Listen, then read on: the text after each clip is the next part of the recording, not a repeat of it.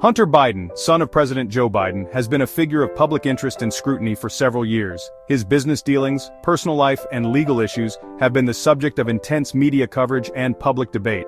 His personal and legal troubles have been widely reported.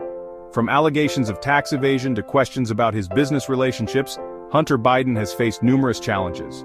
On December 1, 2024, President Biden issued a full and unconditional pardon to his son.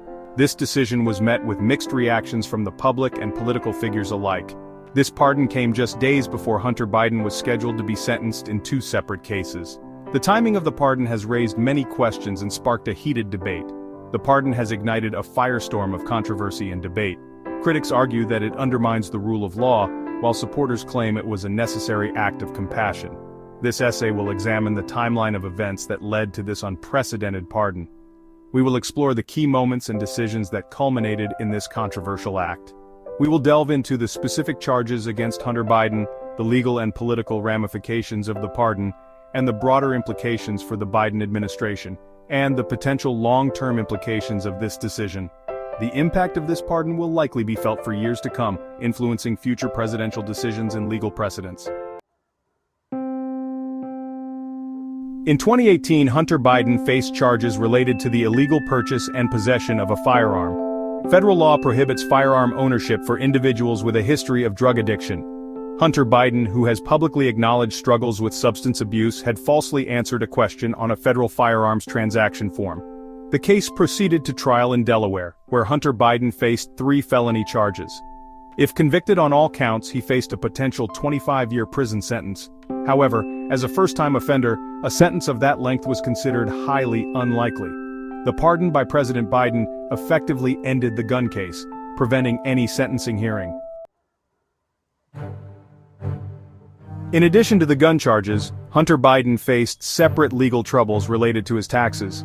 These issues added another layer of complexity to his already tumultuous legal battles.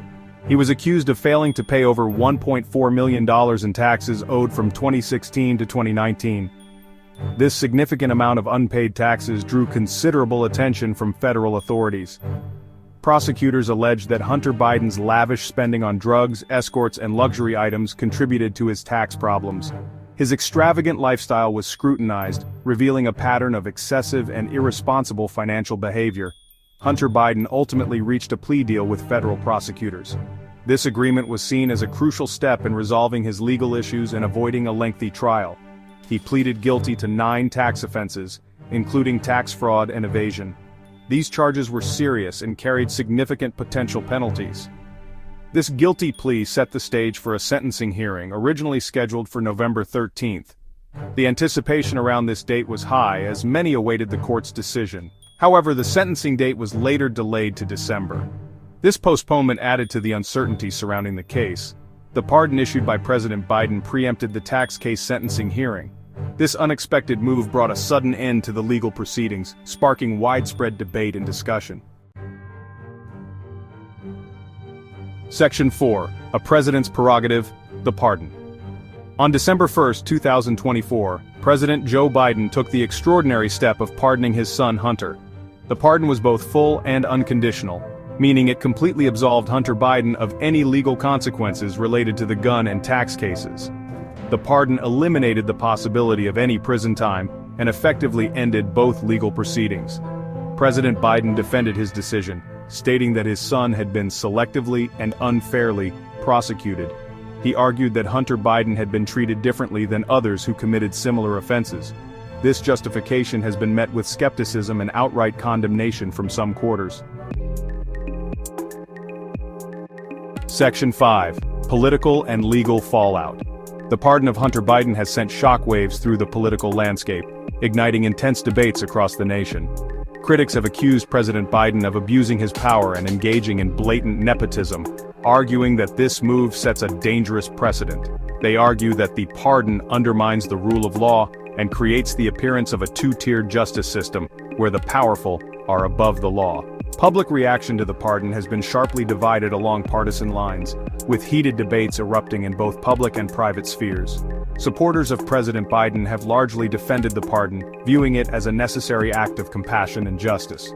Meanwhile, opponents have condemned it as an abuse of power, claiming it erodes public trust in the government. The long-term political fallout from this decision remains to be seen, but it is certain to influence future political dynamics. Legally, the pardon is a powerful tool, one that has been used by many presidents throughout history. It is within the president's constitutional authority to issue pardons, a power that is rarely challenged successfully. It is unlikely that any legal challenges to the pardon would be successful, given the broad scope of presidential pardon powers.